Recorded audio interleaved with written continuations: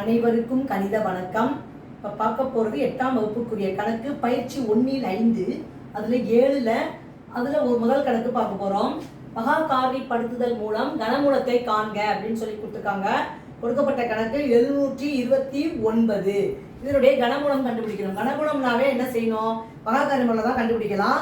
அப்புறம் கண்டுபிடிச்ச பிறகு நம்ம என்ன செய்யணும்? 3 எண்களுக்கு ஒரு நம்பரை வெளியில் எடுத்தோம்னா அது கனமூலம். இப்போ பார்த்தீங்கன்னா 729 இது பகா காரணி முறையில் வகுத்துக்கிட்டே வரப்போகிறோம். இப்போ பார்த்தீங்கன்னா 72 இது 9ஆம் வாய்ப்பாடு வகுப்படும். 8 9 72 ஓர் 9 9. திரும்பவும் 9ஆம் வாய்ப்பாடு 9 9 81. திரும்பவும் 9ஆம் வாய்ப்பாடு ஓர் 9 9. இப்போ கேட்கப்பட்ட கணக்கு என்ன கொடுத்துருக்காங்க? கொடுக்கப்பட்ட கணக்கு 729 கனமூலம். இந்த மாதிரி ஸ்கொயர் ரூட்டுக்குள்ள 3 போட்டோம்னா அது கனமூலம். இப்போ நம்ம பகா காரணி முறையில் வகுத்துட்டு வந்திருக்கோமா? அப்போ என்ன நம்பர் கிடைச்சிருக்கு? 9 × 9 × 9. இப்போ கனமூலம் எடுக்கும் பொழுது இந்த 3க்கு ஒரு நம்பரை வெளியில் எடுத்தோம்னா அது கனமூலம்.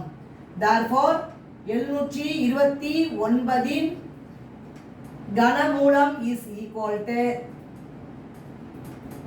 9. இந்த கணக்குக்குரிய விடை வந்து என்ன கிடைச்சிருக்கு? 9 அப்படிங்கிறது தான் இந்த கணக்குக்குரிய விடையாகும். இதே மாதிரி தான் பகா காரணி முறையில் கனமூலம் கண்டுபிடிக்கணும். புரிஞ்சுங்களா?